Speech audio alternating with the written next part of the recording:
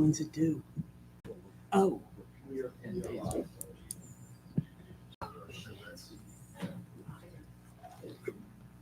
Oh, man. We can put a note on the door that day.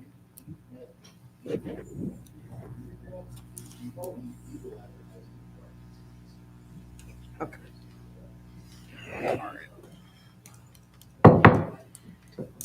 I would like to call to order the May 13th, 2025 Columbia Borough Council meeting. Could I have a roll call, please? Here. Here. Here. Here. Here. Councilperson Murphy. Here. Councilperson Bernard. Here. Mayor West. Here. All right, and I believe we have Deacon Henry Reese to offer an invocation. Please rise if you'd like.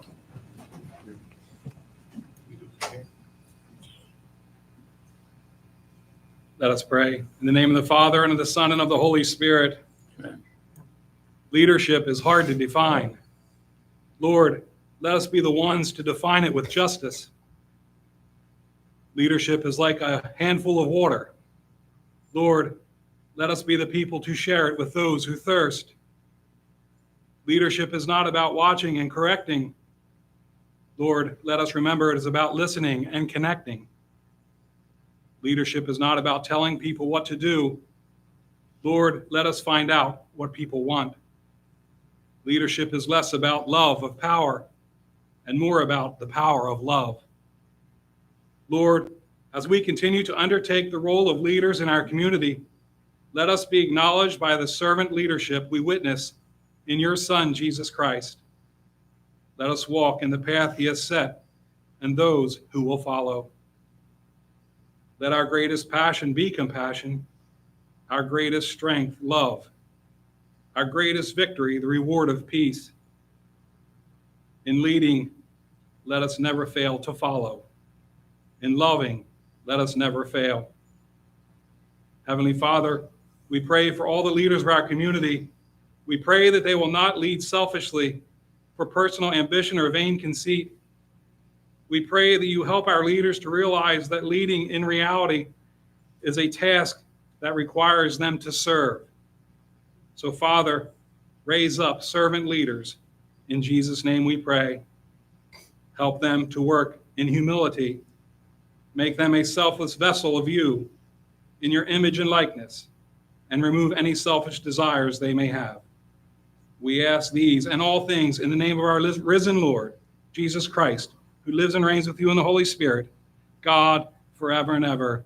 Amen. Amen. And on behalf of the Columbia Area Ministerium, we thank you for allowing us to come and open your meeting with prayer, because we know the importance in prayer and the strong faith that we have in this community, and we bless you. In the name of the Father, Son, and Holy Spirit.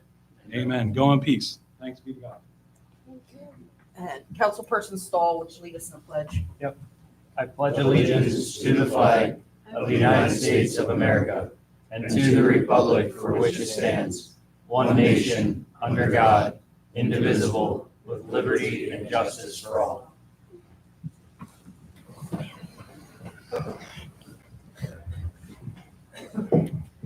All right. Announcement of executive sessions. There were none. Are there any additions, deletions, or reorganization of the agenda? Not aware of anything. Could I have a motion to approve the agenda as published? So moved. Second. A motion by Councilperson Kaufman, second by Councilperson Stahl, to approve the agenda as published. All in favor? Aye. Anyone opposed?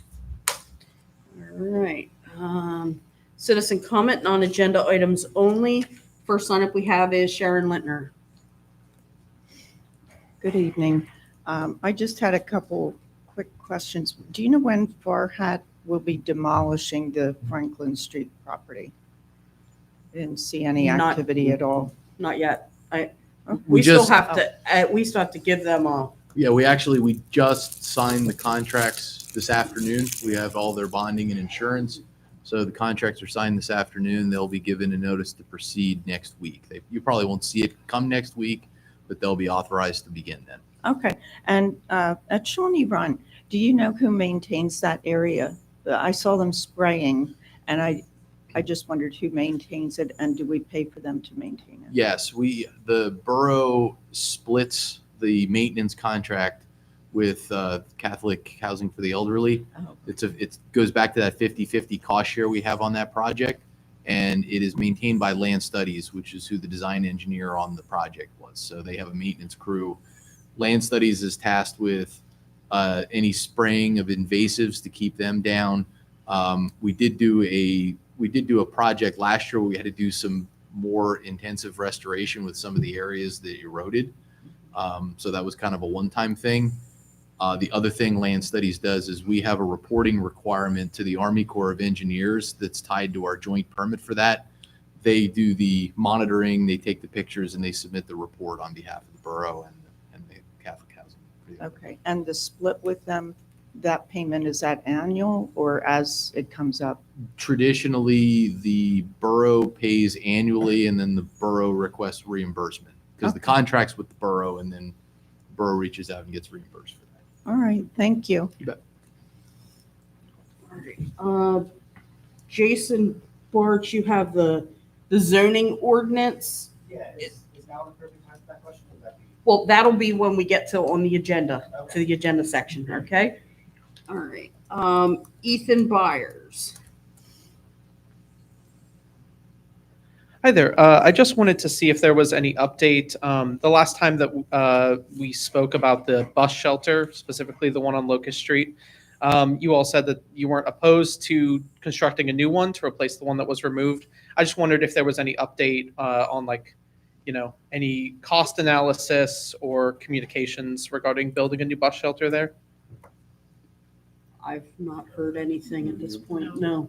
Okay, is that possible to be added to the next workshop meeting, or can some movement start on that? I've had some people that I know who take the bus tell me that they've tried to stay under the awning here at the borough office, like it was suggested, but they ended up missing their bus when the bus came around and didn't see anyone there at the bus stop. So even if there's a temporary solution, like a carport or something that could be put up there while a more permanent solution is discussed, is that an option? Not at this time. Not at this time. Okay, thanks.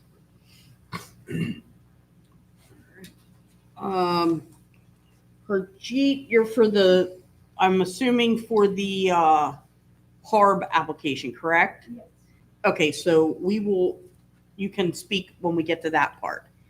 Is there anyone that wanted to speak that did not get a chance to sign up? All right. I'll just cross those out. Okay. Next, we have minutes for approval. Do I have a motion to approve the Borough Council meeting minutes for April 22nd, 2025? So moved. Second. A motion by Councilperson Kaufman, second by Councilperson Stahl, to approve the Borough Council meeting minutes for April 22nd, 2025. All in favor? Before we Oh. approve it, I'd like to make mention that Burgard isn't mentioned anywhere, either as a council person absent or present.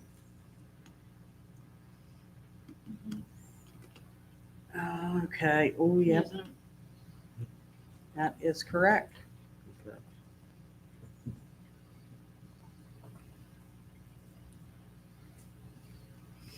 I can't remember if you were here that night. I was out. You were, all right. So we would like to approve that with the update that Councilperson Burgard has added to the councilperson absent section. Are there any other corrections? All right, I have a motion by Councilperson Kaufman, second by Councilperson Stahl, to approve the April 22nd, 2025 Borough Council minutes with the edit that Councilperson Burgard is added to the councilperson's absent section. All in favor? Aye. Aye. Anyone opposed? Next, could I have a motion to approve the Borough Council workshop minutes for May 6th, 2025? So, second. A motion by Councilperson Geezy, second by Councilperson Kaufman to approve the Borough Council workshop minutes for May 6th, 2025. Are there any edits on this one? Any corrections needed on this one? Seeing none, I have a motion by Councilperson Geezy, second by Councilperson Kaufman to approve the Borough Council workshop minutes for May 6th, 2025. All in favor? Aye. Anyone opposed? All right. Presentation and acceptance of reports, community development. I'd like to acknowledge the receipt of the Columbia Market House report for April 2025. Questions? Looks busy. Yep. It's looking good. Getting back on track. Thank you. Public Works and Property, Councilperson Stahl. Yes, I'd like to acknowledge the report of the receipt of the Public Works and Property Report for April 2025. Any questions, comments? No, but I would just like to commend Jake and his crew for a sinkhole that started at North 13th and Chestnut. I was down here for a meeting and I was getting a phone call, but I didn't take it because I was in the middle of a meeting. When I left here, I checked my voicemail and it was telling me that a sinkhole was starting to open up in that intersection. And when I drove from here, I went right up there to look and there were already cones and it was already blocked off and everything else because the person had called down here and told Jake. He went up and the next day he was digging it up and repairing it. So thank you. That was definitely great to see. All right. Anything else on Public Works? Mayor Lutz, Chief Bromer. Yeah, I have a couple items this morning, tonight. First off, last night at the 300th anniversary meeting, there was quite a bit of discussion, but for my part, I'll be meeting next week with the STEM coordinator, and we'll be discussing on the borough side, the banner. And recognizing that we will not be able to, I'll say, do the banner until the logo contest is completed and a logo is picked. Obviously, you want the logo on the banner. Yep. So the end of the submission for the logo is the 31st. I understand, and then it'll take a couple of days, and they'll pick the winner, and so then we'll move on to that. Next week, when I have a conversation with the STEM coordinator, we're going to be talking about someone who can make the banner for us. And then I'll be able to report more on that as it goes. Who's judging that? It's gonna I be think online. I think it's going to be online, isn't it, Okay. Eric? Yes. So everybody will be able to, you'll be able to vote. Oh, okay. There'll be a period of time that there'll be a window you can vote. You may have saw on the news today that the Senate defeated the recreational marijuana bill. That gives, as far as I'm concerned, that gives us some breathing room. Along with that, I would like to see the borough either declare a moratorium or not issue any permits for smoke shops or tattoo parlors until the new ordinance comes into effect, if that can be legally done. That's a little bit of a gray area, but I don't believe you can completely stop that. Now, once something has been introduced, you can kind of stop people from rushing in before it gets passed. But I'll be prepared to answer that, and we'll make sure that you guys know exactly what you can and can't do there. I think it's going to be introduced tonight, right? Well, but really, if it meets the current zoning ordinance, they don't even have to get a permit to open. That is true. Yes. If it's not a change in use or anything Yeah, like so that, there yeah. would be no way for us to Yeah. get that before it opened. Mhm. You can stop it. Or you're going to have an onslaught. That's what a moratorium is designed for. Well, I get that, but I'm But if they saying, don't come before zoning if they don't or come before Oh, zoning, I'm sorry, or yeah, need okay. permits or anything like or that. if they don't need a permit, there's no way, we won't know until they open. Okay.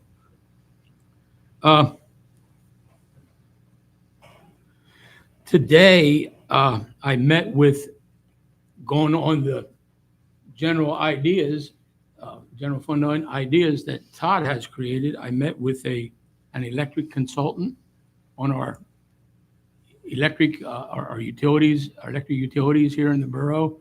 And it was very, very informative. I do believe, as he said to me, that we can save considerable dollars on, depending on which way we would go. What he's asking for right now is a copy of all of our electric bills. You know, and I went in our budget today, and I didn't go into it real deep. We have so many electric bills. I truly believe with that mismatch of electric bills that we have, that there's something wrong.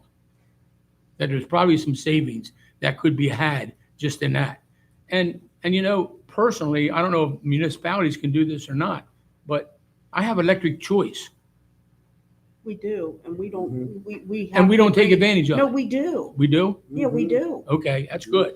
I'm Yeah, glad to we hear have a that. really good rate. But he was able to get into the PPL rate and rate schedule and all, and he saw that based on sodium vapor versus LED, there's considerable savings. There's even savings in us buying our own lights. I think it's, right now our rate's 4 cents. I would have to I look. think it's It either might 4 or be, 5 yeah. cents. Anyhow, once we get the electric bills to them, then they'll do an analysis, get back and meet with us again. At that time, Steve and Jake and whoever will meet with them and see what they have to say. And then it'll be up to council. I told him it'll be up to council whether you want to do anything. But this is the first outfit I've had a chance to talk to.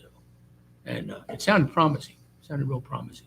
And you know darn well, it's common sense. You take sodium vapor out and you just look at the cost per kilowatt hour for sodium vapor versus LED. It's considerable. So I'm moving on that. More to be, we'll talk about that more hopefully in the near future. And that's all I have. Chief, you have anything? I do. On this National Police Officers Week, I wanted to take a moment to recognize our women and men in uniform and to thank them for their service. They certainly are a dedicated group of officers who are working hard to make our community better. So we thank them for all they do. We thank you. Yes, we thank you too. All right. Anything else, gentlemen? All right. All right. Action items. Could I have a motion to approve the bill payments? So moved. Second. I have a motion by Councilperson Murphy, second by Councilperson Kaufman to authorize the bill payments. Are there any questions? Yes, Sharon. On page 2, what is the Core Logic list? What is that about? So CoreLogic is a tax servicer. Okay. So when people escrow their taxes in with their mortgage payment, CoreLogic is one of those tax servicers. So CoreLogic will send us money for all of these different parcels. Okay. Some of them were overpayments. So we have to issue a payment back to CoreLogic for the amount of the overpayments that they submit to us. Okay. Because it said revenue, I was a little confused about how Yeah. this was working. Okay. And then Yeah. one other question, page 8, there's $300 for a polygraph.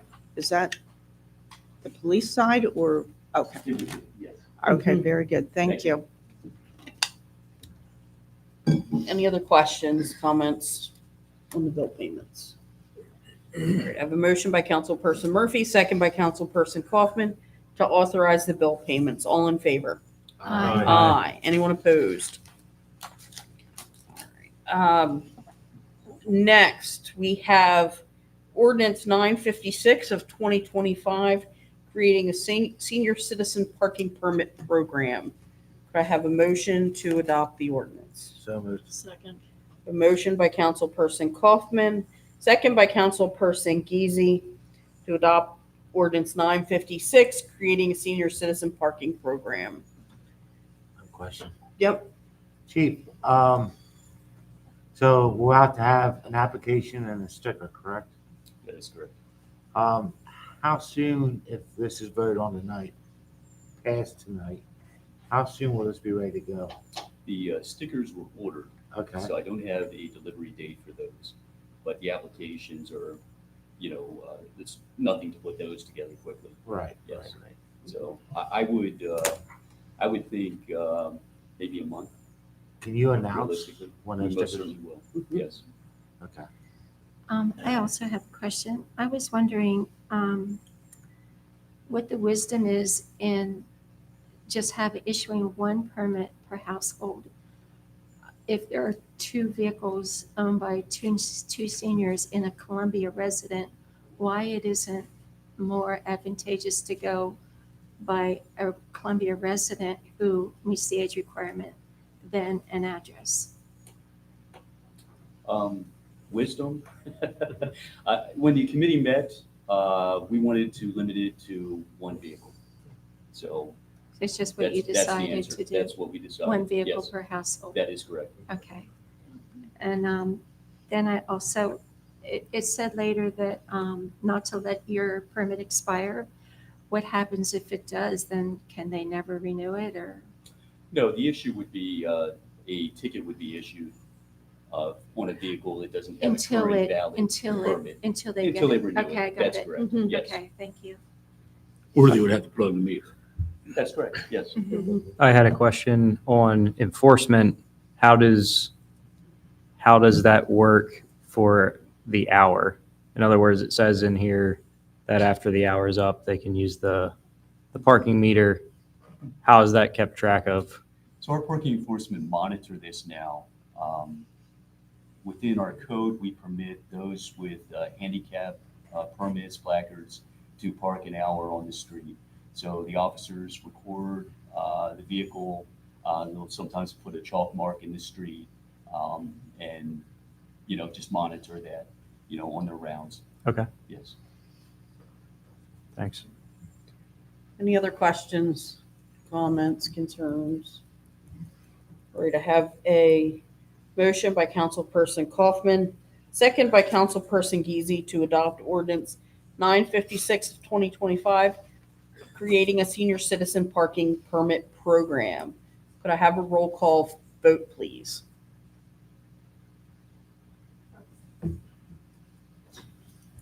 Councilperson Singh, Yes. Councilperson Kaufman, Yes. Councilperson Stahl, Yes. Councilperson Fisher, Yes. Councilperson Geesey, Yes. Councilperson Murphy, Yes. Councilperson Bernard, Yes. All right. You look confused. You look confused. Oh, okay. So, I got CS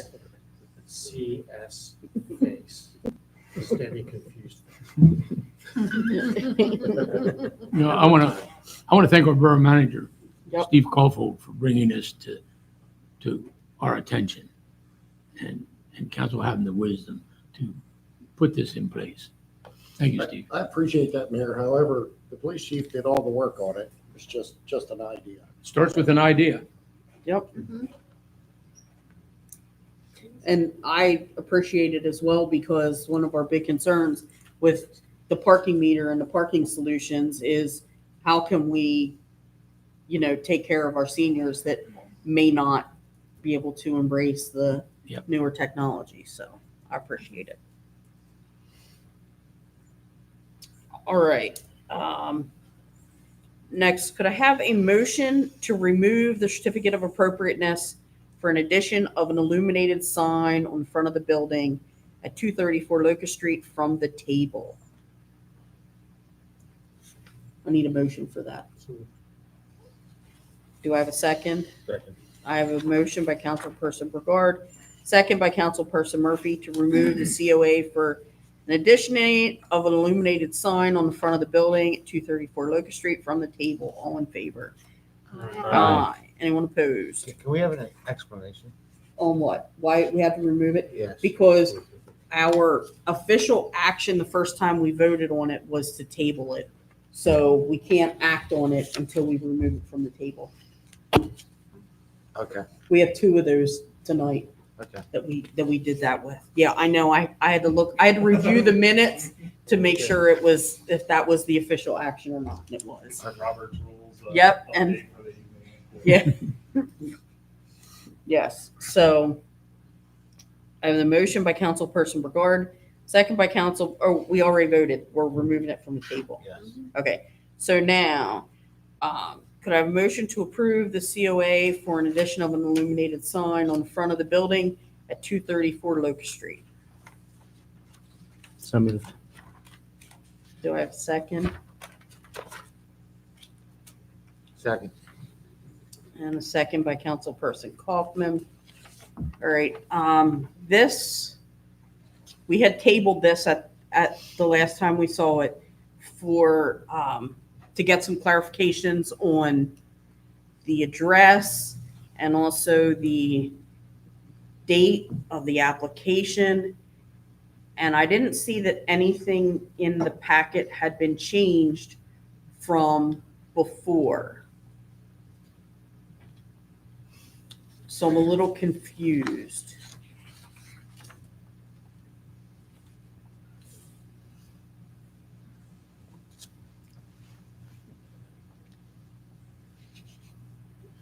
So the confusion was the address says 234, but the building picture says 236. And the application says 221, but in the, oh wait, that was, The brief was changed. the brief was changed to show February 21st. Okay. So it was received February 21st. Okay.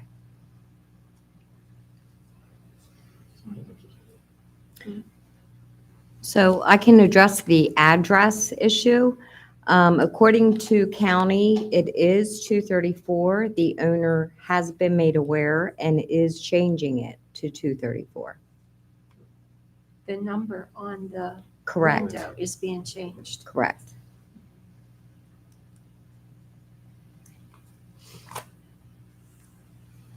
Okay. So And then, if legally we approve this for 234 and 234 doesn't exist yet, 234 is the accurate address. We have several addresses, especially on Locust Street, that they have their own numbers.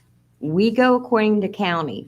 I can give you, Jeff Helm and I walked up and down Locust Street years ago. There are several of them. They're also known as, but we go strictly by what the county has, and the county has 234. This has been 236 for many, many years. I think they referenced the piece on the left or the right. I can't remember, because that was one of the trips we made. So it would have been on the right as 234.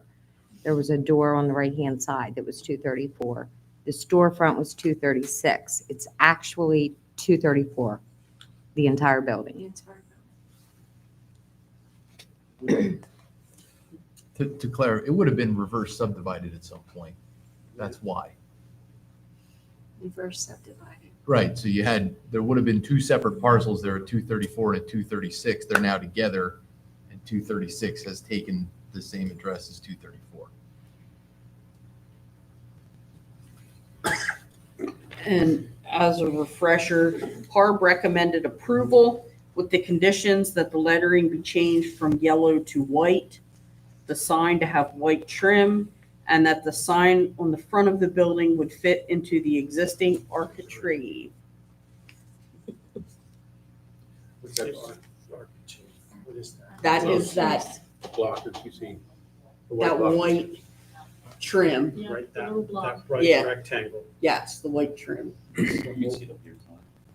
Yeah, I'm looking at the picture, but I don't You're know, gonna fit all that. in like that space. place, rectangle right there, that Yes, very thin. that's it. I don't know how you're gonna get that in It's there. very thin.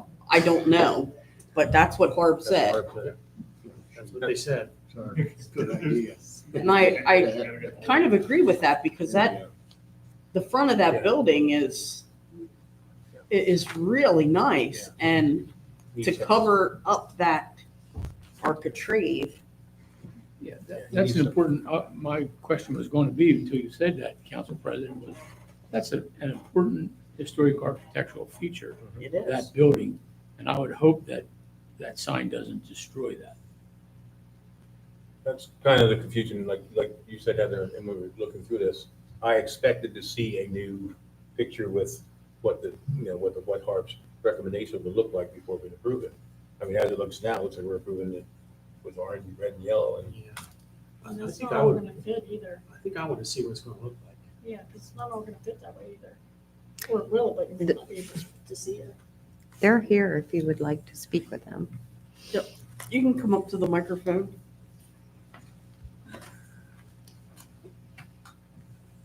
Evening. We don't have the new proposed design in hand because we want to wait you guys to properly approve it, then we will ask the sign company to give us a proposed design for it. But you think that on that rectangle, it's gonna ruin the history of the property or the view of the property, then we are okay to have the sign where it says 236 on the window. Like we can have it there instead of on the top part, actual building. So have it mounted under the wood fascia, I guess you call that, right? That's Motif facade. to show. Yeah. Right underneath the glass. Just on Yep. this glass. Mhm. Inside this, so I keep it inside this glass instead of top. So See that. where Harb recommended, you were just gonna put JB Supermarkets Incorporated? Yes. And that's it? Well, no, it can't cover that whole thing because it would still have to fit in with our Sizing. sizing. If the design changes, it has to go back to Harb. Yeah, I think, Would have I think to we stick approve it, with, but- with what Harb recommended. That's my opinion. I understand what you're saying, Eric. Don't disagree, but I think that's a difficult space It is. to do it. I like the window, the door where the 236 is idea. And I would say maybe you want to approve it with either or. Well, I'm more concerned about the stained glass than I am anything else. Well, that won't touch the stained glass. You say that. Yeah, well, No, no, it's going to be above the door, right? The doorway, not above the stained glass. no, it's gonna No, it's gonna be cover that the block stained in there. glass. No. It's gonna cover where it says 236, because we cannot have 236 anymore. It's no, Yeah, it's so no it'll cover longer 236. Cover 236. both sides. But it's then. not going to come out Yes, it will. into the front windows. Yeah, When he drew with his fingers, he did draw into the stained glass. Oh, you did? So we will keep it inside. Okay, yeah, inside the stained glass. No. Yeah, I'd rather the Without J, touching I thought he the meant fence. just in that door. yeah, no, I'd rather the JB Supermarkets be up top there, and then on the plain glass on the Plain glass sides, on the bottom. if they wanna list The rest of that. the rest of that information, they can do it, with letters, or whatever, they just say, I can't read it, I don't have my glasses. And we are okay with that. Just Yeah. have the JB Supermarket ink on where 236 is and remaining, put it on the Yeah. glass, same Yeah. way we did on B and T. Yes, Yes. Yes. So are you saying you wanted it on the glass or in the white framework I- where? in there, right there where the arrow is. I think the name should be across. Yeah, the name can go up there. Well, Harb said it, and then move Right, the Yes. move the rest. information down onto the glass. Grocery and ATM, Yeah, all that lottery. Is this the building with the super bright lights? no. No, it's not. Is it? No, no, it is not. It is not. It's not, okay. If there's a design change, doesn't Harb need to see it again? Yeah, right. With- No, with an we're going updated by drawing? Harb's recommendation. That's what I'm saying. Well, I Yeah, know, we're but saying, but no, because they this is a don't. suggested change to bring the sign down and in the glass. Then it should go before Harb again. If we're Yeah, moving yes. it from where it's at down to the glass, it should go before Harb Correct. again. What Harb is saying is that they make that sign fit in between the white trim. Right. Correct? That's the I architect. can't see that. That's the Arc, architect, yes. yes. And we I are Googled okay to fit the sign between that, inside that rectangle trim. Right. Correct. That's what Harb approved, And we are okay with that, yes. Right. And changing the yellow to white. yes. Any other information can be on the glass Can I ask? in vinyl letters. That's what you're saying. Yeah. Window down And below. she's saying it'll have to Down come below. before. No, it doesn't. Like here. I- Right. So, Could be in those can I ask windows. something? I thought Harb could regulate color. No, They can. no, that was No. suggested. Ah, They it's just cannot suggested. regulate color. That was suggested that it be Paint. white instead of yellow. Right, Regulate paint color. right. But Harb has in here, change the lettering from yellow to white. I don't think, without digging into it, I don't believe the color aspect has to do with signs or anything. I think it has to do with the building itself. Harb Painting doesn't, the Harb building. can't regulate that. No, they can't regulate the painting of a building. Right. That's what was agreed upon between Harb and, That's fine. I'm just saying. Mhm. I'm just saying. yeah. It doesn't say that it's a recommendation. This says approval with the conditions of. Exactly. That's what it says. It doesn't say with a recommendation of a color change. And I don't think we should approve it with the recommendation of color change. I think we should just approve it with it in the, say it, Architrave? architrave. But it's, if we say it has to be white and then tomorrow they repaint the whole building and we look at a different color, You're right. Harb doesn't have the authority on color.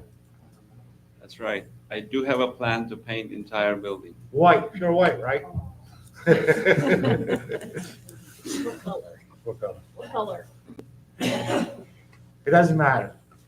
I have my design team working on it. Please be so respectful, we'll but it doesn't matter. Right.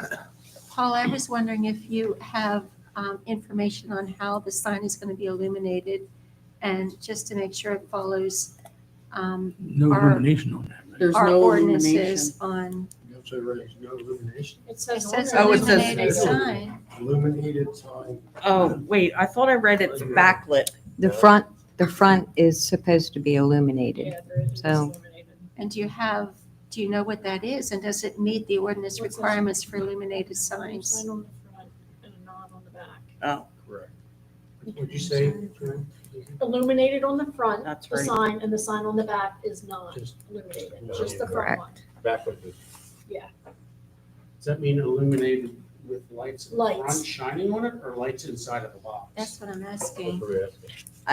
Honestly, Harb did not inquire on the illumination that I recall. So that has to be discussed because there is requirements on that. Mhm. How do you plan on lighting that up? It's a good question, which I don't have answer. Okay, so let me say this, with all due respect. If we vote on your sign tonight, before you put lighting up there, unless the sign is backlit, which I don't know how you would do that, you need to go to Harb again for lighting. Well, I Because thought lighting- that for the light, Lighting fixtures requires, have to meet certain requirements. So, we're not putting any light on the look. okay. Is there light inside the sign? No. No. So The it's illuminated needs it's to be- non-illuminated. Yeah, so we need to change that summary and remove illuminated sign. can do that. So we can put addition of a non-illuminated. Is that correct, sir? Yes. Okay. And we're not trying to fight you on it. Hmm. We're just trying to make it right. And if you do find that you need to light it up, just come back to Well, me. there's already a wiring resources from years ago in front Yeah. of that building. There's already poles there. Yes. It can be pulled, light can be pulled there, but I don't think that we need to pull a permit for that because it's been permitted maybe years ago Right. for Right. previous sign purposes, which was there Right, okay. already. Okay. Yeah. Good. All right, any other questions, comments, concerns? So we have a motion by Councilperson Stahl, second by Councilperson Kaufman, to approve the COA for an addition of a non-illuminated sign on the front of the building at 234 Locust Street with the condition that it would fit into the existing architrave. And a non-illuminated sign in that. We don't regulate the back. Got it. All right. So.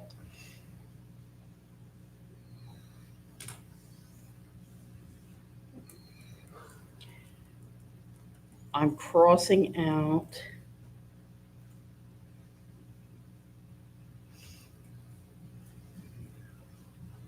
Okay, so I crossed out the part about the color.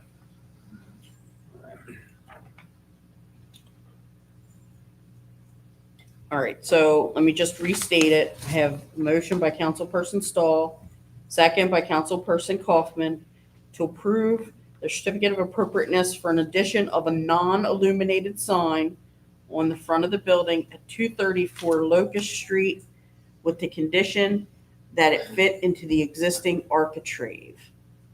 All in favor? Aye. Aye. Anyone opposed? All right, I can sign this now. We're good to go. Need a permission to ask outside subject question. Yes. Very soon I'm building an antique mall on Locust Front and 4th Street on the side. And I needed to know whom should I be talking about the signing because I am going to need a lot of signs around that property to attract people in the beginning. Some sign can be temporary, but I need to have it on for a certain period until our marketing campaign is completed. I tried to get info from the office, but I was not able to get the exact answer I needed. So if I'm allowed to make certain signs, then I will make a planning. If not, then I need to know what exactly it has to be and what can be approved to process with our scope of work and planning for the project. You're going to have to submit an application with what you would like to do as far as signage. There are certain coverages that you are permitted to use. I'm not sure where, did you run anything by John yet? Have you spoken to John? So before I apply or put any application, I would like to see the regulation first. Okay. Because that is not a project which I will be running back and forth. That's a project I'm investing a lot of money in there. So I want to make sure the consultant firm I'm giving for making a plan, a high value of number of money, I want to make sure they have the accurate regulations in hand. Mm-hmm. Yep. And would you like to sign this? So the answer is find it in the code. Well, yeah, it is. It's in the code. It's on the website, sure. What was it, E-code 360? Yep. E-code 360. Well, you can get it, there is a link right on the Borough website that takes you there. And Paula can actually help you out on the exact. Well, I believe sometime it's better to discuss face to face since I'm in charge. Well, to find a better way. You can come in, set up an appointment. Okay? All right, thank you. That sign that's in the folder. Okay, thank you. All right, Next, do I have a motion to authorize staff to open a new bank account to be used solely for the purpose of the Parks and Recreation Committee? So moved. I have a motion by Councilperson Kaufman, second by Councilperson Brigard to authorize staff to open a new bank account to be used solely for the purpose of Parks and Recreation. As we stated at the workshop, initially this will be used to gather the donations for the Celebration 300, and then it will be used for the general Parks and Recreation, their funds. Staff only will be able to issue payments. Correct. The account. Yes. Before we vote on that, I just want to say something. I'm going to vote no for this. And just because I think it's best that a private nonprofit initiate the application for the grant and receives the donations, not at all because I don't want the celebration to happen or anything against Parks and Rec. And I would just like to say that it seemed like for so many years, Parks and Rec was like stuck, and I don't see it stuck anymore. And I attribute that to the excitement that you guys have and the initiative that you guys are taking. And I just see, the whole department just being a great benefit to this community. So it's not a personal at all. It's just my opinion as to what I think would work best. Why do you Okay. think that would work best? I want to know. And if there is an outside nonprofit that would be willing Well- to do it, but they're not stepping up, how do you, I'm not sure why. Well, just because like the overall, I would like to see, I think that our parks, like the public parks, would function more neighborhood friendly if it was taken out of the hands of the government and if private clubs or whatever took over. And you all know I feel that way. We've talked about that multiple times. So, See, I'm kind of the opposite of you. These folks are excited and they want to get engaged, and I want to equip them to do that while they have the momentum, not wait for somebody else to step up. We already have an excited group of people who are willing to do the work. I think what Barb is alluding to, you probably grew up with it, I did, Columbia Playground Association. It was separate. It was separate from the municipality. And they operated on their own. And they didn't have to come to the borough to get a check or pay a check or anything like that there. Donations went into that nonprofit, Columbia Playground Association. People could use that as a tax write-off. I don't know how it's going to work with the borough being part of that. If that opportunity for people to do the tax write-off will exist or not because of the borough's involvement. So there was a lot of thought put into Columbia Playground Association, and it operated for a lot of years that way. It was a different time back then too. But I think that's what Barb's alluding to. Yeah, I don't fault what they're thinking or anything. I just want to understand it better. I just wanted to say something on this topic. I work in nonprofits. I work with the Conservancy, and it's with the partnership with the city and with the government that allows us to do what we do in parks and provide programming and fun things for kids in the community. So while I get what you're saying, nonprofits don't have the capacity to do what you're asking them to do, at least in this area. Like you had mentioned, they're not stepping up to do it. I just see that Parks and Rec is a government responsibility. It's a government initiative. And it's the city's partnership that helps people make these things happen. Nonprofits often don't have the bandwidth, or I have a hard time hearing that. I just think that Parks and Rec is a civic role. So Yeah, I am no way alluding to taking Parks and Rec completely out of our department.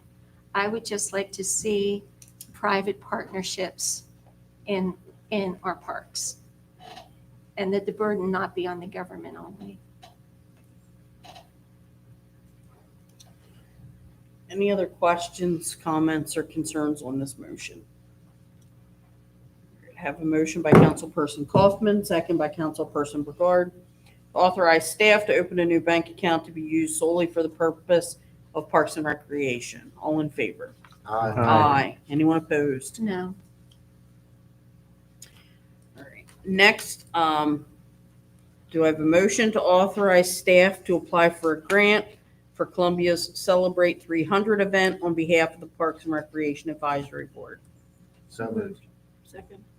A motion by Councilperson Kaufman, second by Councilperson Geezy, to authorize staff to apply for a grant for Columbia's Celebrate 300 event on behalf of the Parks and Recreation Advisory Board.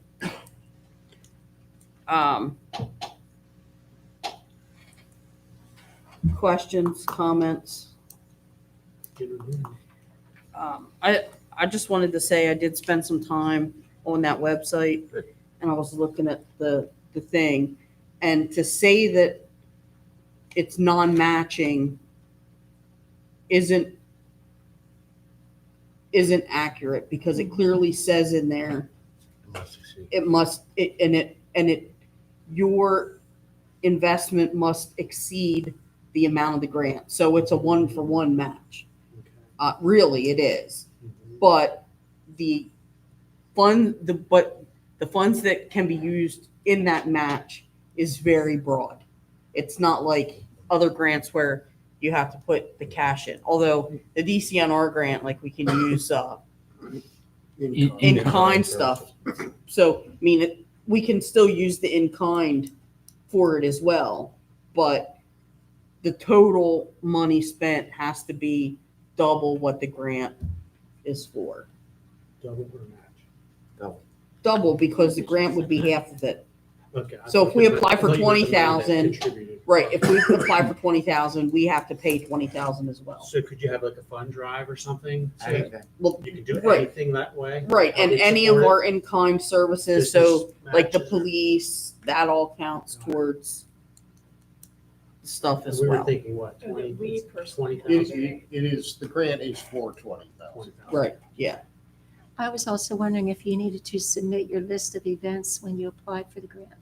Because how would they know that you're doing something to celebrate the declaration, So, the wow, signing of the declaration? of while all Independence? events aren't finalized yet, there are some events that are already being formatted and planned on. So those events will be listed in the grant, yes. Yeah, I think like the form online, it's a form online to fill out, and it actually does tell you that the form will time out, and it also will not, you can't save it and get back to it. So they should be putting the answers on a sheet of paper or something, laying it out so that when they sit down to do the grant, they can just type all that in. So I imagine that all is written out somewhere. And those block spaces aren't very big. No, they're not. So, I mean, you can put some information in, but it's not a lot. So can we charge Parks and Rec to help with fundraising to make that match, solicit businesses? So that's the whole point of getting the bank So- account. I And mean, I want a commitment from them. I Yep. just don't want to say, oh, hopefully they'll do it. I want them to commit. That's the, Reason for the checking account. no, but that's the whole 300. They have a fundraising committee and everything. Got it. Okay. Awesome. Yep. Yes, Sharon. The last time we talked about this, I believe was the work session, and Yes. it was not live streamed. So I just want to be clear, because it's not the same answer we got then about it not being a matching grant, but. Right, and now- that's why I said, Yeah. that's what I said. I So- wanted to clarify that. How do we, and I'm trying to follow what you're saying, how do you account for the amount that you're using then? Or, I mean, Okay, so a lot of it's in kind, Sharon. When I say it wasn't matching, a lot of times, most of our grants are like 60/40, 20/80, where we had to put up a percentage of cash for that project. Okay? It doesn't give an amount that we have to put up for this project, but it does say for the overall events, and ours is a year-long event, that in-kind services, donations, expenses can be used for that. So you just have to track all of that Correct. in order to make, So, like, But- there's going to be at least 3 parades, possibly 4 parades that year. The police service alone was going to probably cover that $20,000 Okay. over 4 parades. So, while we are concerned because we don't want to borrow money without. Mhm. At the same time, this is one thing that, I mean, I don't know if you read it the way I did, but like if businesses buy bunting to hang down and stuff, they can actually turn that receipt in and we can put it towards our costs. So it's pretty broad on it. Right, and I get that, but my concern is if you say that, if you're telling them they can submit that as a cost, The receipt. right, is there an expectation that they're then being reimbursed because we got $20,000 No. to pay for those expenses? No, we'll make that clear. I'm just saying what the grant allows you to do. It's very wide. They basically want to throw money at you, but they want to make sure you're celebrating 250th year. but just to be clear, then it's a dollar for dollar matching grant because you Pretty Heather much, said you're yes. expecting 20,000 for 20,000. Right. Okay, thank you. And you might not get 20,000. You could get, they could award you 5,000, right? Oh. Whatever you apply for, it's 5, 10, or 20. It's, I'm sorry, it's 5, 10, or 20. Either one is doing it, they believe that this is the last final round. And there's like $510,000. Yeah, I saw all the awards. So the 20,000 that we get, what is that going to be used for? So there's going to be awards, like parade awards. Okay. There's going to be fireworks. Marketing, decorating. Oh, sorry. We're looking at having other parades and 4th of July. I wonder if the $10,000 for fireworks could just go towards that. We're going to ask for that. Yeah, yeah. I think we only have 8,000 Oh, per yeah. I was gonna say there's only. That's a bug in my. Next year it'll be 10. Well, we spent the 8 too. It's already at Wrights Hill Oh, you already spent it? This year. this year. Yeah. You know, it's a shame that we're in the times when $20,000 doesn't go very far. But in all honesty, $20,000 doesn't go very No. far. It's not going to take much for us to donations or the banner the mayor was talking about or the police. I mean, we could certainly come up with $20,000 in the course of the year. And as someone remarked, between the police costs and highway costs, it wiped out to 20. Yep. Yeah, I just wanted to know, my concern was if we're getting $20,000, so are we saying we're putting that in the general fund to cover our costs or is there additional expenses? That's what I was getting at. Additional expense. That's what I was getting at. So, but our goal, with the exception of borough fees, like police officers, Mhm. road crew and stuff like that, our goal is to have everything through that checking account, Mhm. meet that $20,000. Right.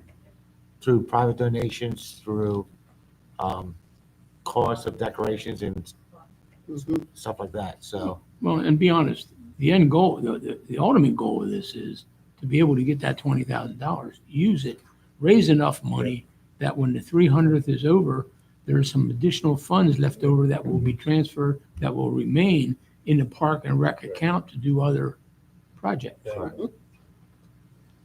such as Old Home Week every year. Mhm. such as park programs in the summer. Yeah. Absolutely. Okay. All right, any other questions or comments?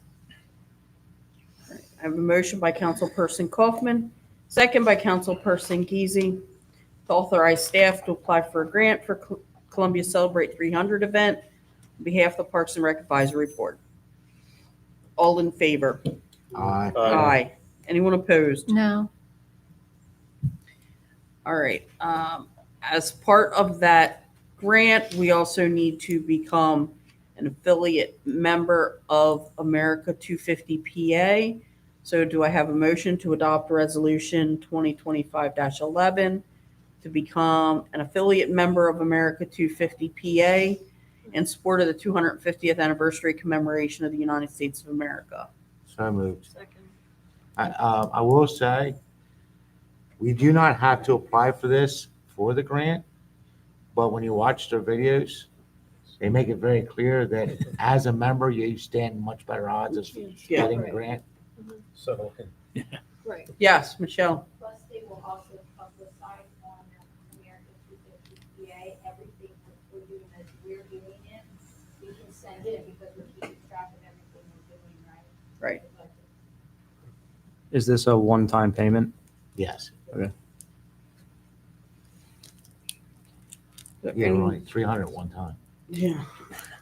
I just didn't want it to go on in perpetuity Yeah, I know, right? Right. every year. No, in fact, 250. in fact, the website says they have a paid committee for this whole thing. And they all say, once this December 31st or July 4th, I guess it is, Mm-hmm. it's done and they're out of jobs. Yep. Everything shuts down. So it's just for this. Okay. We'll hire them again for the 300. Yeah. 350. All right. Are there any other questions, comments, or concerns on this motion?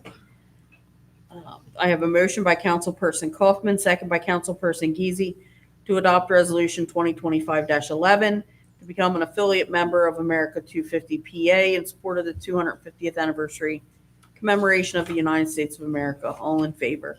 Aye. Anyone opposed? No. All right.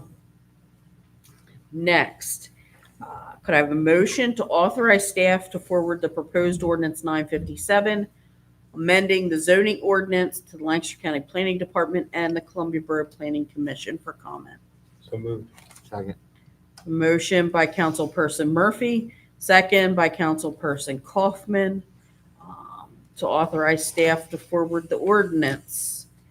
I sent out earlier this morning, I added a proposal because we hadn't talked about it for the height restriction on the building. This is one thing we did not talk about. And at the McGinnis project team meeting on Friday, there was concerns that we had not addressed the height requirements. And in our current ordinance, the maximum height is 90 feet or six stories, whichever is more restrictive. And there is no setback requirement. So my proposal is to make that 35 feet with an additional foot for every foot of setback. Because as it is now, someone could buy that property and 35 feet off of the property line, erect a 90-foot building. And to me, that does not maintain the character of a residential development. If someone's looking out their back door and 35 feet away, they have a 90-foot wall. That, to me, that's not right. So Derek gave me a copy of wording from another borough or from another municipality, and that really basically makes it step up. So I would like to add that as well. I also, there was a line in his proposal that I really liked, but I didn't put it in here, but I'm asking, I'd like to get everyone else's opinion on it. And sent it to Mary before the meeting, and she actually really liked it as well. It also has in here that no building or structure shall be constructed which will cause a shadow on the south-facing wall of any dwelling measured at the first floor between the hours of 9 a.m. and 3 p.m. on any winter solstice day, December 21st. And what that does is that assures that if one of them residents has like they have a solarium or something in the back with a whole bunch of plants, it's not allowing the building, tall building to be built so that it knocks that out. They need to be able to maintain their current amount of sunlight. But Heather, with that, did you say that cast a shadow on residences or other buildings? Because you may be casting a shadow on another It says adjacent any manufacturing building. It says any dwelling. Dwelling, okay. Yes. So here's the deal. I'm not sure I can vote on that. The addition of the height requirement. No, not the height. I can get the height. You can tell me 30 feet, 90 feet, 16 floors, whatever, and I can visually see that. I can't visually see shadow southwest on December 21st. You know what I mean? I can't visually see that. I don't know where the sun's at that point in time to cast that shadow. It's a calculation that the architect can provide. Part of the when they model a building in their program, they can put those inputs in and calculate that. I've been through, I have not done it personally, but I've been on the review side where we have requested that information to prove compliance with the ordinance, and they are able to provide it. So if we're using the 30 feet plus a foot every setback there is, does that addition take away from that? It's an additional requirement. So you have to meet both. What we have to be cautious of is the setback is what determines what the building height is, but there is nothing regulating what the finished floor elevation is and then how high you go up. So let's say the existing elevation is here, there isn't anything from preventing the developer from filling and then building on top of that. It's additional layer of protection to make sure that you're not going to have a building that restricts sunlight or view. I've done this in other municipalities as well, where we require like a tree buffer, and we will request similar exhibits to show where the tree buffer is located, the height of the tree buffer, how that interacts with the building and how that interacts with the residents and what those sight lines look like. That was going to be my question is, although it applies to buildings, there may be a project that goes in that does put a tree buffer in, and is that shadow apply to that as well? The shadow restriction? No, it does not. What if you have trees, existing trees? I'm just saying, you could have a tree line that grows 90 feet tall within the 35 feet buffer. We are. We're not looking to regulate vegetation here. No. Understanding that might cast shadows, but vegetation would theoretically be an improvement. Right. Fair enough. That's kind of the point I was wanting to. Yeah, the way I'd say it is picture the McGinnis site. It would be one thing to erect a 90-foot tall building with a finished floor elevation of down by the quarry, and something else if the finished floor elevation was up by Manor Street. Right. No, I get it. Yeah, so we're trying to do something to limit the vertical in addition to the building height. I just can't picture it. That's why I said I don't feel comfortable. I would not expect you to. So. It's not intended to be like Groundhog's Day. No.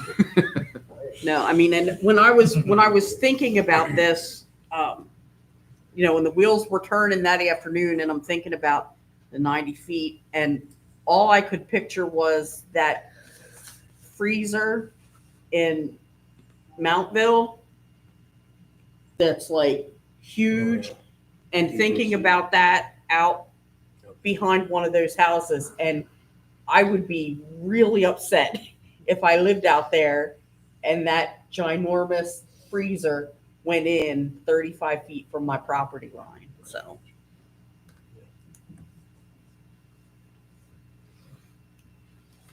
do we like the addition of the height thing?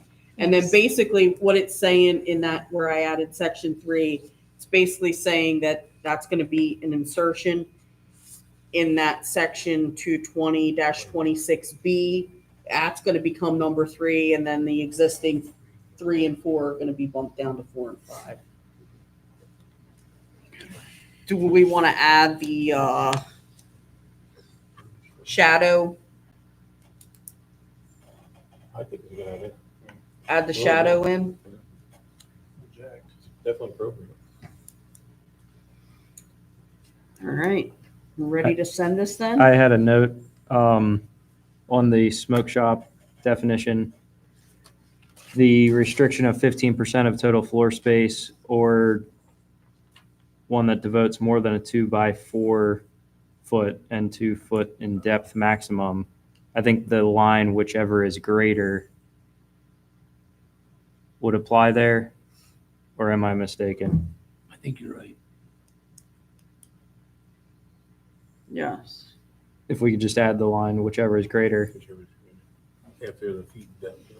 And then my concern with that definition, as it stands, we included THC and THCA into that. And I didn't think about this while we were discussing it the other night, but my concern is that should THC products become recreationally legal, that then all of the smoke shops that are considered a smoke shop by this definition and are grandfathered in would then be able to. It's already legalized. What's that? It's already legal. What is? THC, isn't it? No, Just CBD failed is. in the Senate. Oh, I thought what's the THCA is still kind of controversial, Mhm. still in the court Now, system. I will tell you, Peter, reading the bill that passed the House that for legalized recreational, it did stipulate in there the only place that could sell it were liquor stores. So even all of the smoke shops that are here would not be able to sell it anyway. Okay. Yeah. Interesting. Yes. Pretty smart. Yes. Evan told So- me that, and I was like, I want to read it. So I went on and But- read it then. I don't know if I finished my question. My concern is that there could be any sort of grandfathering in.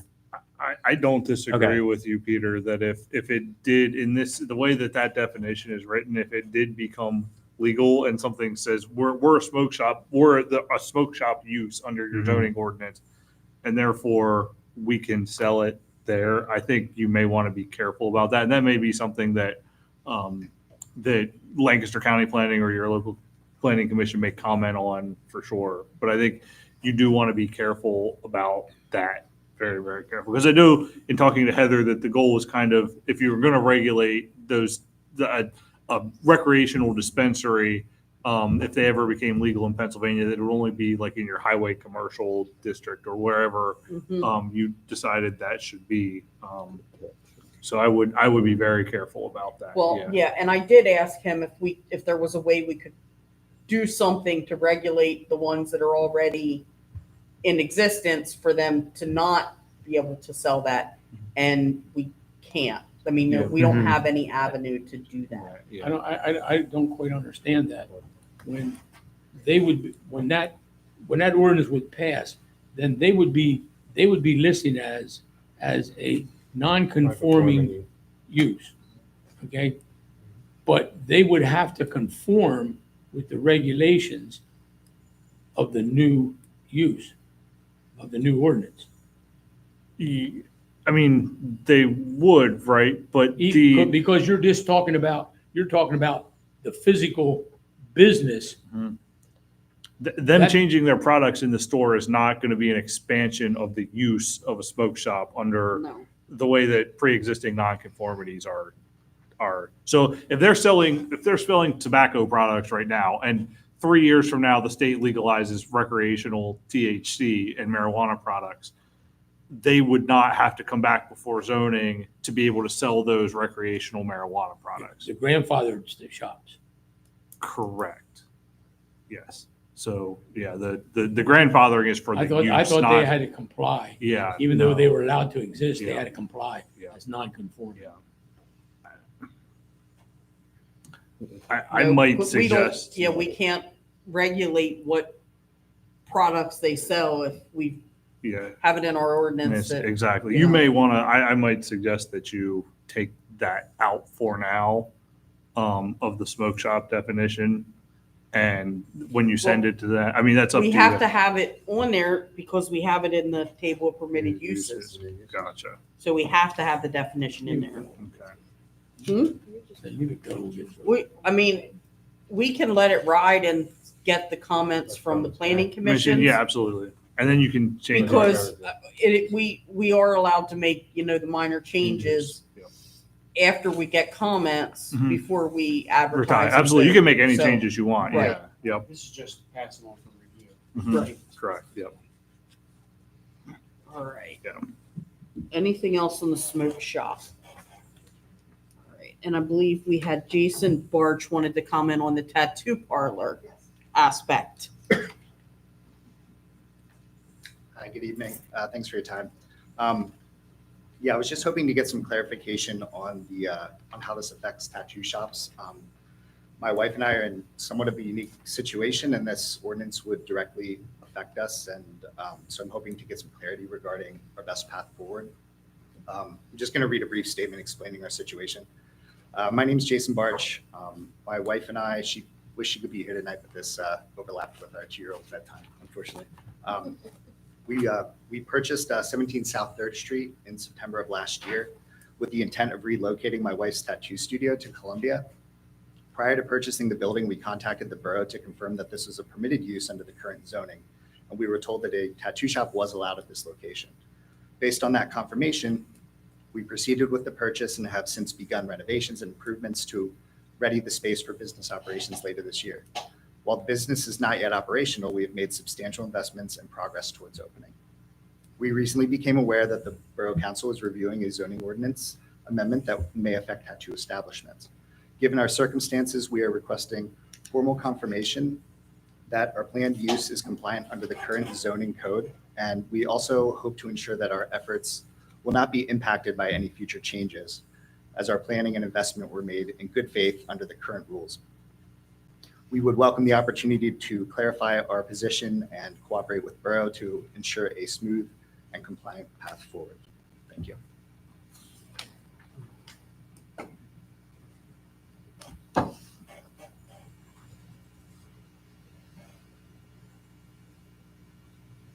Yeah, I can address that. I would, and I will have to look into this a little bit further. So caveat here, I'm not going to give you an answer that's, full tonight based upon just what I've seen.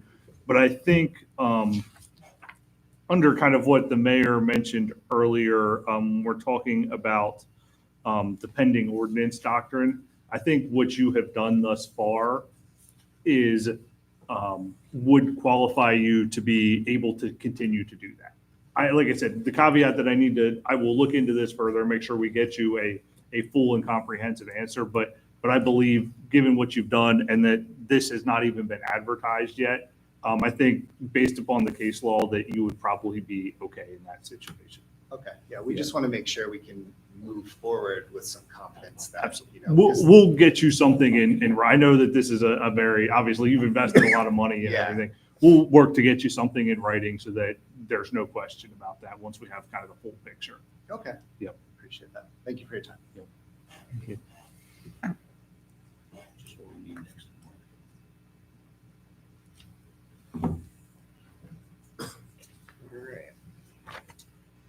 Any other questions,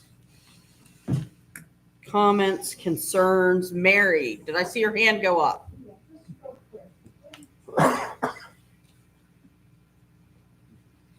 Going back to this definition for the smoke shop, Mm-hmm. is that definition acceptable if the THC and THCA reference were removed from that? Is that an acceptable definition? I think it's an acceptable definition.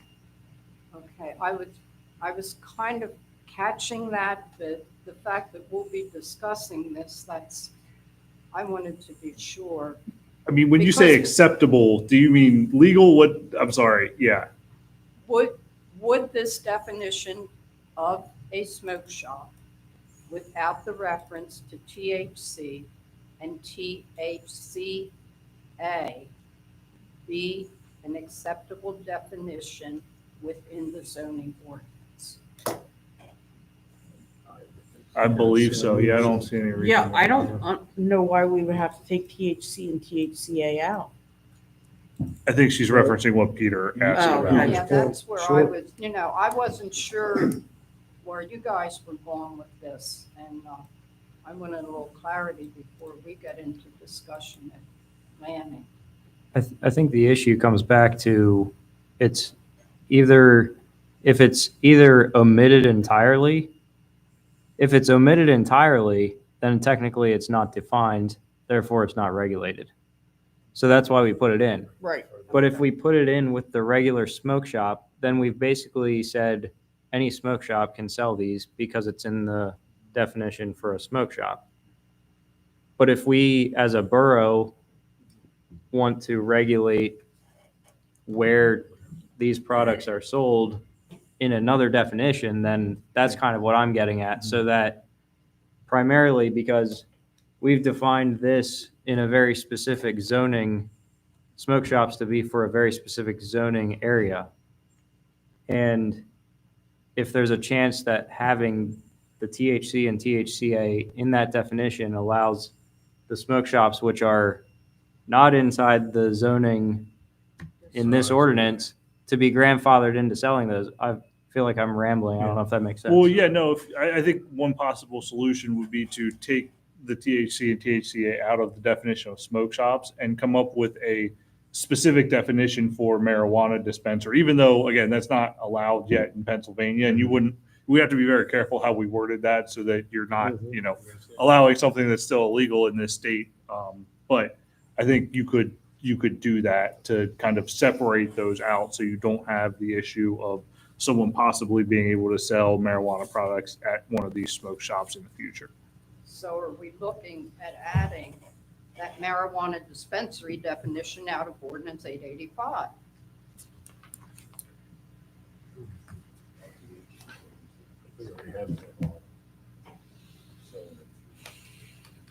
But that specifically is the medical marijuana. Right. That's medical. Right, which we don't want No. to say that. You're talking more about the recreational here than medical. That ordinance 885, that specifically dealt with That medical was just medical in marijuana. there. Yeah. I think this is more aimed at recreational, what's in this 220. And like was brought up here, what had been passed and now kind of has died, they were actually, what I read it is, it wouldn't be so much that it was at a state store, but there would be a state store-like system set up for the sale of recreational marijuana. Oh, I read it just as like a That it state was a store. state store, but it would be state controlled Yeah. State control. sales. So what I'm asking is, we will have this discussion at planning, but I'd kind of like to have some guidance going in as to whether it's better to leave it in or take it out. I would say leave it in for now. Leave it in for now. That's the way I feel. I would say leave it in for now because the one out there on Manor Street is already advertising it. Okay. So I want to make sure that we are, you know. Yep. All right. When it comes back and tell us to Thank take you. it out. All right, Paula, I sent you what needs added to, because I saw you're in the document.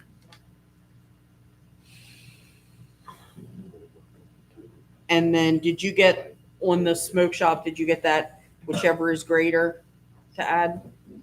Okay. Are there any other comments, questions, concerns? All right. I have a motion by Councilperson Murphy, second by Councilperson Kaufman, to authorize staff to forward proposed ordinance 957, amending the zoning ordinance to the Lancaster County Planning Department and Columbia Borough Planning Commission for comment. All in favor? Aye. Aye. Anyone opposed? All right. All right. That has to be in within a couple of days so that we can we can have it for July. And I alerted yesterday when I was at the meeting, I alerted Christine Lee, who is the planner for our region, that it would be coming. All right. H, could I have a motion to remove the authorization to purchase a dual ADA bathroom from the table? So moved. Second. A motion by Councilperson Stahl, second by Councilperson Murphy, to remove the authorization to purchase a dual ADA bathroom from the table. All in favor? Aye. Anyone opposed? All right. Next, could I have a motion to approve the purchase of a prefabricated bathroom for Maple Park from CXT under a CoStarz contract at a price of $132,292. So moved. Second. A motion by Councilperson Stahl and a second by Councilperson Kaufman. We looked at this last time, and Derek said we needed to get 3 quotes from CoStarz, even though we are able to go through CoStarz. And we had gotten we actually got a lower quote this time around from CXT than what we had before. So, Derek, is there anything you would like to add? Yeah, just to clarify, you're correct. We only needed 1 quote to purchase from CoStarz, but the DCNR funding required 3, so that's why we went through this route. We're happy we did. I met with staff this afternoon for our monthly public works building. We looked through the list, including Wilson was in the meeting as well. Staff is requesting that we up the budget on this a little bit, and you amend your motion for a purchase from CXT of up to $150,000. There are a couple items on here that we would like to include that weren't included in the original quote. So you see there's areas where we can check boxes. We think it would be appropriate to check a couple more of these boxes. The timed locks. We were looking at some of the anti-graffiti. The coating. We were looking at a metal roof instead of this traditional. So nothing set in stone, and I don't really want to belabor the details tonight, but if council's comfortable with upping the budget a little bit, we'd like to meet a little bit more and dive into this quote a little bit further before we make the final purchase. What was the original bathroom cost? Original was, I think, upwards, it was 200, and then it was revised to 180. Yeah. So we're looking at 180 versus 150. Yeah. We think we can be we did some quick math today, and with everything, we did the whole wish list, we'd be around 145. So we were requesting if we could be around 150. That'd give us flexibility. Oh yeah, I think that timed lock system would be, Yeah. that's key. Yep. Because we had talked about that before, with this, when we were talking about bathrooms initially, Mhm. we said we wanted a way to control the lock, like lock and unlock it, so. We want to dive, and we want to talk a little bit more with the manufacturer now that we're set in, kind of the benefits of, for instance, if we would upgrade and do the stone. We started talking about color today. What options would we have? And we really haven't, we haven't had a chance to look at the roof, like what's our standard roof versus what the upgrade would be and what the longevity is. So Right. rather than table this again, we'd love to get approval to purchase it and go through some due diligence here in the next week and get this thing ordered. Councilperson Stahl and Kaufman, are you okay if we amend the motion to say, under a CoStar's contract at a price not to exceed $150,000? Yes. Yes. Does anyone have any questions, comments, or concerns? All right, I have a motion by Councilperson Stahl, second by Councilperson Kaufman, to approve the purchase of a prefabricated bathroom for Maple Park from CXT under a CoStar's contract at a price not to exceed $150,000. All in favor? Aye. Aye. Anyone opposed? Next, we have Resolution 2025-12, authorizing the CDBG application for the 300 block of Union Street. This is required to be done with our submission. I know we didn't specifically talk about the resolution before, but I put it under action items because it has to be done for our application. So, and again, it's called the 2025 CDBG application, but the work would be done next year because this year we're doing the 9 and 1000 block of Walnut. Are there any comments on that? Do I have a motion to adopt Resolution 2025-12, authorizing the CDBG application for the 300 block of Union? So moved. Second. A motion by Councilperson Stahl and a second by Councilperson Kaufman to adopt Resolution 2025-12, authorizing the CDBG application for the 300 block of Union Street. All in favor? Aye. Anyone opposed? And just as a side note on this, the other part of the requirement for the CDBG application is a public meeting to solicit feedback on that project. We normally do that here at council meetings, but because of timing and the requirements of getting the application in and also the requirements of advertisement, that public meeting is actually taking place next week at the Planning Commission meeting. And I'll announce this evening, the public meeting was advertised in LMP. There is a typo in the advertisement. It advertised the meeting for the 20th, which is normally when your planning commission would meet, but because of election day, planning commission meeting is the 21st. Yes. So tomorrow morning, I will run a correction in LMP at my cost. And we will make sure that's corrected. And I want to thank Sharon for bringing that to my attention. Yes. So that we could get that corrected before the meeting. Second correction. Yes. The first correction incorrectly had the borough office at 208 instead of 308. That was on the template I received from the county, and I missed that. So I already ran a free ad. I'll run another one for you. So with my apologies. All right. Next, we actually have 3 ordinances that we are requesting to authorize the advertisement of those ordinances. So do I have a motion to authorize staff to advertise ordinance 958, 2025, amending the current Knox box ordinance? So moved. Second. I have a motion by Councilperson Murphy, second by Councilperson Geezy, to authorize staff to advertise ordinance 958-2025, amending the current Knox box ordinance. Questions, comments?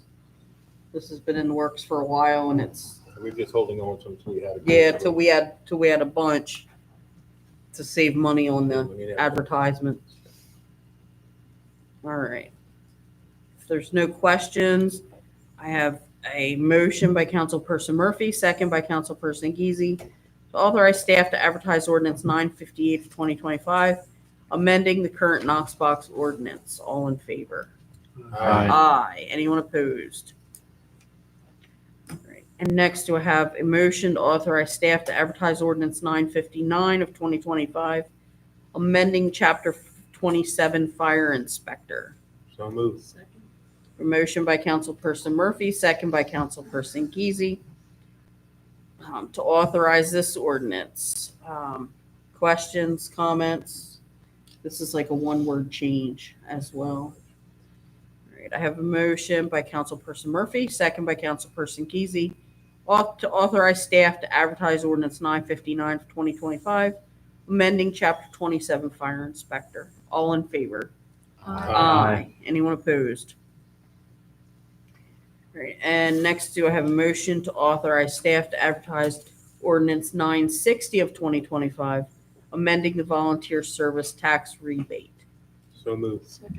A motion by Councilperson Murphy, second by Councilperson Geezy, to advertise this ordinance. And this is the one we added some more robust criteria around volunteerism as opposed to simply firefighting, so that we could get the capture the fundraising and everything else. And I would just add that verbiage for this was put together by a committee of them, and I attended a couple of meetings as well.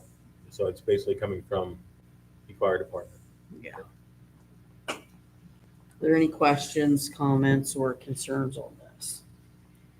I have a motion by Councilperson Murphy, second by Councilperson Geezy, to authorize staff to advertise ordinance 960 of 2025, amending the volunteer service tax rebate. All in favor? Aye. Aye. Anyone opposed? All right. Okay. Next, we have Resolution 2025-10, appointing Patricia Weaver to the Parks and Recreation Committee for a term to expire on December 31st, 2028. I'm not sure at this point who this replaces, but does this give us full board? No. What's this? Puts us at 6. Does anyone have any questions, comments? Does anyone have a problem voting on this one tonight? Do I have a motion to adopt Resolution 2025-10, appointing Patricia Weaver to the Parks and Recreation Committee for a term to expire on December 31st, 2028? So moved. Second. The motion by Councilperson Kaufman, second by Councilperson Murphy, to adopt Resolution 2025-10, appointing Patricia Weaver to the Parks and Recreation Committee for a term to expire on December 31st, 2028. All in favor? Aye. Anyone opposed? Next, we have the bids for the 900 block of Walnut Street CDBG improvement project. The lowest bidder on this was Doug Lamb Construction, Inc. Derek, did you want to walk us through this? Sure. So this one's a little bit more complex than you're used to seeing, and that's because we threw a couple alternate bids in this project. If you recall from our CDBG application, we identified our main scope was going to focus on the 1,000 block of Walnut Street, where we're doing full curb and sidewalk replacement on the southern side. About 2/3 of the curb and sidewalk will be replaced on the northern side. This intersection's in pretty good shape, so we'll save that. And then we're repaving the entire 1,000 block. It truly needs it into the intersection of 10th Street. We're then going to move on to the 900 block, and the entire north side of the 900 block, the curb and sidewalk gets replaced. On the southern side, we'll get a new ADA ramp at the 10th Street intersection. Otherwise, all of that curb and sidewalk will remain. Everything along the Taylor School is in pretty good shape. I'll do some patchwork if there's a couple squares that can be dressed up. We can do that with the contract. So our plan was to leave the paving as it exists on the 900 block, mainly for budget reasons. We wanted to try to get this to, as close as we could to the $200,000 grant fund. But we thought we'd throw out an alternate bid and see what it would cost if we added the 900 block. You received the alternate bid one for milling, significant saving actually. The contract price is $8.50 per square yard. You received an alternate for just $3 a square yard to extend and mill the whole thing. The thought being, if you would award the base bid and alternate one with the milling, that potentially the public works crew could do the paving on the 900 block. You can't just mill it and leave it. We would want to mill it and somebody has to pave it. Right. So alternate bid two would be for our contractor to pave it. That is, in that situation, he carried the same contract price of $122 a ton into alternate bid number two. So some quick numbers, and I'll try to round them off for ease here. But your base bid, of course, around $389,000. We're going to recommend that you award that base bid. $200,000 of that will be liquid fuels. Or excuse me, $200,000 will be CDBG. The remainder will come out of liquid fuels as your match, as you've traditionally done with CDBG projects. If you decide to add, the number I want to focus on is in alternate bid number two. And I met with Jake and we talked through this a little bit. The contractor's price is $122 a ton. The borough has a material bid for roughly $78 a ton, but then you also have to pay a little over $6 a ton in a haul fee. So round numbers, your material cost is around $85 a ton. So if it's something that you have the appetite to do to pave the 900 and make a complete project, your savings on trying to do it with the borough crew versus paying the contractor are only around $8,000. That doesn't account for equipment, gas, public works time, and Jake's ultimate availability to do it. So kind of where we landed as a staff when we talked about this before the meeting is it's our recommendation the council either proceeds with just the base bid, or if it's your desire to complete the project and you believe you have the money, we're recommending the award of alternate one and two, not a scenario where you just do base plus one and have Jake pave it. We don't believe the cost savings are there to justify Jake coming in afterwards. And again, Jake can kind of speak to his crew's availability and, just busy schedule this summer. Well, my thought is we're down staff. Yeah. And if we, with two, even if we did get someone to replace Justin, we have two basically brand new that haven't gone through a paving season. That's, I would feel, I would not want to do that to staff. I don't think that's fair. Right. Plus, there's a timeline there you have to work these to get that complete before school starts. Right. So yeah, I would say the full boat.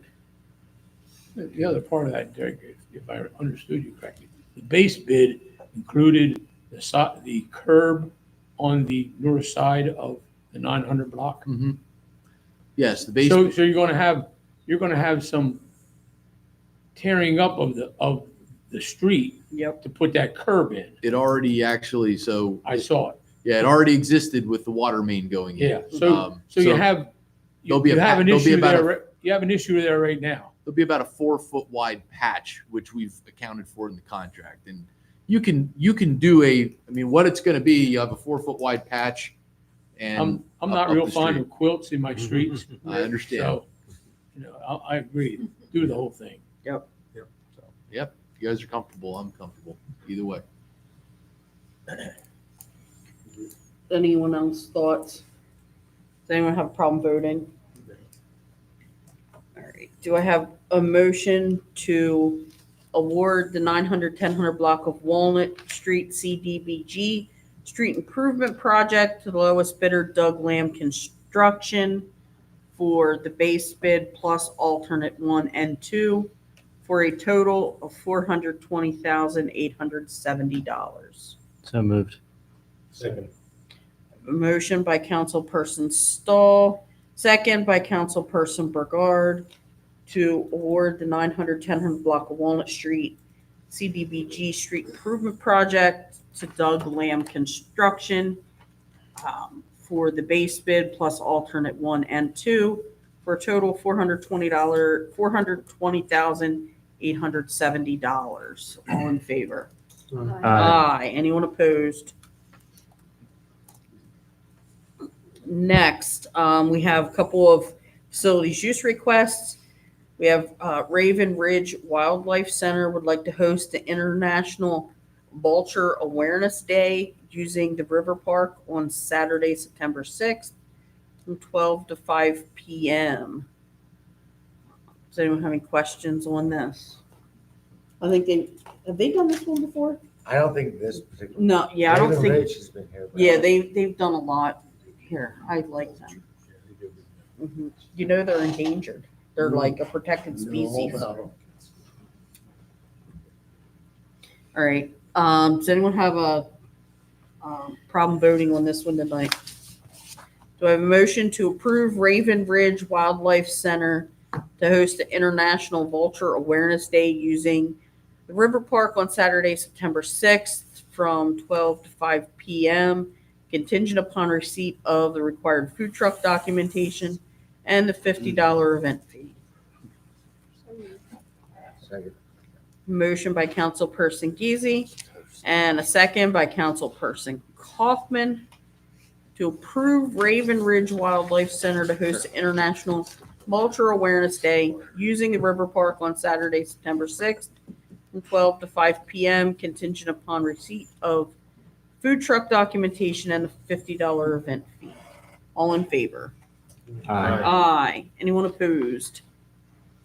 And next, we have Create Columbia would like to purchase no parking signs for the south side of Locust Street from 5th to 6th for the vendors to park while dropping off and picking up their wares at the Art in the Park event on Saturday, September 27th from 10 to 3 p.m. So they're not asking for the street to be closed. They just want to purchase no parking signs, correct? Restricting parking. Yeah, they just want to restrict parking One side of the on the park side of the street. Any questions? I have one for the chief. This purchasing no parking sign, is that going through the Borough Police Department? Mhm. Yes. Okay. I would like for us not to require a fee for them. They are a nonprofit in Columbia that does a lot of good for Columbia. Mhm. But I don't know if that has to be part of it or not, but Well, yeah, we would make that part of the motion if we're going to do that. And Waive the fee. I'm looking here at What was the fee? the fee is $4 a sign. $4 a sign, and so we would be waiving $32.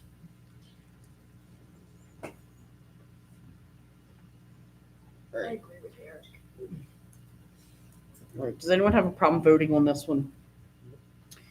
Do I have a motion to approve Create Columbia to receive no parking signs for the south side of Locust Street from 5th to 6th for the vendors at their Art in the Park event on Saturday, September 27th from 10 to 3 p.m. No parking will be from 7 a.m. to 6 p.m. And waiving the fee. Second. A motion by Councilperson Kaufman, second by Councilperson Geezy to approve Create Columbia to purchase or to receive no parking signs for the south side of Locust Street from 5th to 6th for the Art in the Park event on Saturday, September 27th. No parking will be from 7 a.m. to 6 p.m. All in favor? Aye. Anyone opposed? All right. Staff reports, comments, and announcements. Solicitor Gable. A lot going on, but one thing I will mention is that we have everything in place now to purchase the access road that we need into the Ridge Avenue site for the new Public Works building. And after we've been able to do that, we'll have the plan signed, get those recorded along with the deeds, and then hopefully get that back portion that the borough doesn't need sold in the near future. So we're working towards that. It's been a long and kind of complicated road, but we've been working with Derek, and he and his staff have been great to help us get those deeds resolved. And hopefully we can get that on the market for you guys so we can get some more cash coming in. So I just wanted to give you an update there. Thank you. Thank you. Borough Engineer Ronaldo. Secretary Treasurer. I have nothing to add at this point. Thank you. All right, boards, commissions, and committees, upcoming meetings. Tomorrow night, the 14th, is HARB. Planning Commission will have a workshop on the 21st, which is next Wednesday at 6 p.m. And their regular meeting is next Wednesday at 7 p.m. In your packet, you have the approved LASA minutes from March 27th. Borough Council comments, Councilperson Brigard. Yeah, hey, I just wanted to thank Chief Brommer as well, but it is National Police Week. Till Saturday, May 17th. I want to thank Chief Brommer and the mayor for all you do for public safety and all the officers in the police department. I've ridden with all of them, I'm sure. I can't remember all of them, several of them, many times. But it is not an easy job. And the sacrifice and the time that they put into their role here to keep us safe is much appreciated and oftentimes underappreciated. So just grateful. Thank you. Thank you. Happy National Police Week. Councilperson Fisher. Nothing at this time. Nothing there. Nothing. I want to remind everyone that next Tuesday, May 20th, is the primary election day. None of the polling places in Columbia Borough have changed, so wherever you voted at the special election is where you vote this time. And also yesterday at the Lancaster County Planning Commission meeting, we received a preview, and there was a discussion on the simplified zoning effort that the county planning department has been looking at. I sent the draft document to Mary, the planning commission chair, to see if they would like to have a presentation, have the planning department come in. But it's a very interesting concept. It looks at zoning in a whole new way.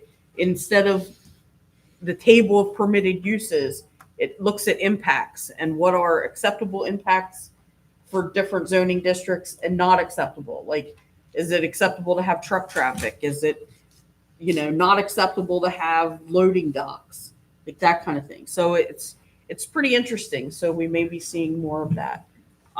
Tomorrow I'm attending the meetings with Lancaster County Planning Department for the watershed Act 167 updates to determine what level of effort the county wants to put into doing a countywide plan.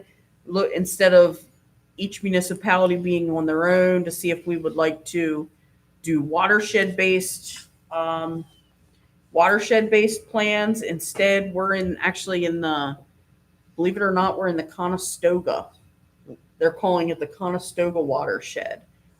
That's tomorrow. I registered for the wrong one. I registered for the 8 o'clock one. I'm supposed to go at 9:30. I don't know. So that will be interesting as well. But we at least know we're getting a model ordinance out of that. So it will be easier for us to just take that model ordinance and adopt it. We don't know what else will go in with that. I think that is all for this evening. Announcement of next meeting at 7 PM on Tuesday, May 27th. Council will hold a regular meeting. Tonight, we will be adjourning to executive session to discuss personnel matters. Could I have a motion to adjourn? So moved. Second. A motion by Councilperson Kaufman, second by Councilperson Geezy to adjourn at 8:54 PM to executive session to discuss personnel matters. All in favor? Aye. Aye. Anyone opposed? We are adjourned.